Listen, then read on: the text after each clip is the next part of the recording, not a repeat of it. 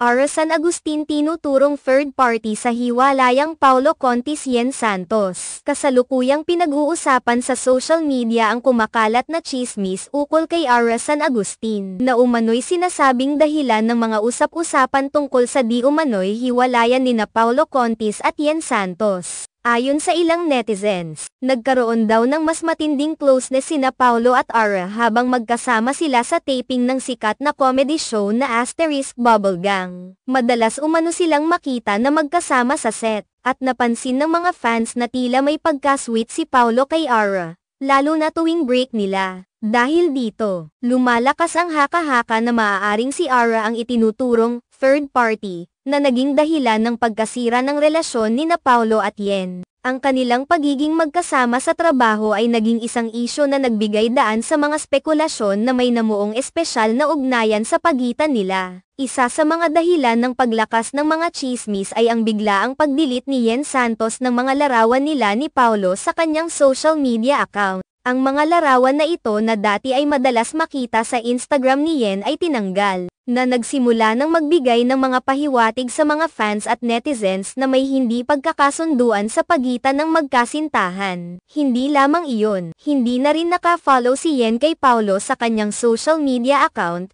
na lalong nagpatibay sa mga haka-haka ng mga tao na nagkaroon nga ng hindi pagkakaunawaan ang dalawa. Dahil sa mga pangyayaring ito, dumami ang mga tanong at speculation mula sa publiko. Hindi na rin nakaligtas si Paulo mula sa mga katanungan ukol dito. Nang tanungin siya sa isang event tungkol sa mga isyong naglalabasan, nagbigay siya ng isang maikling sagot na, no comment, na nagpatuloy ng mga haka-haka at nagpalales sa mga espekulasyon. Marami ang nagbigay ng kanilang opinyon ukol sa sitwasyon. At marami sa kanila ang naniniwala na ang hindi pagsagot ni Paulo ay isang pahiwatig na may katotohanan ang mga espekulasyon ukol sa kanilang relasyon. Ang hindi pagbigay ng pahayag ni Paulo at ang mga kakaibang hakbang ni Yen tulad ng pagtanggal ng mga larawan at hindi na pagsunod sa kanya sa social media ay nagsilbing trigger para sa mas malalaking usap-usapan at tsismis. Ang ganitong mga pangyayari ay hindi bago sa mundo ng showbiz,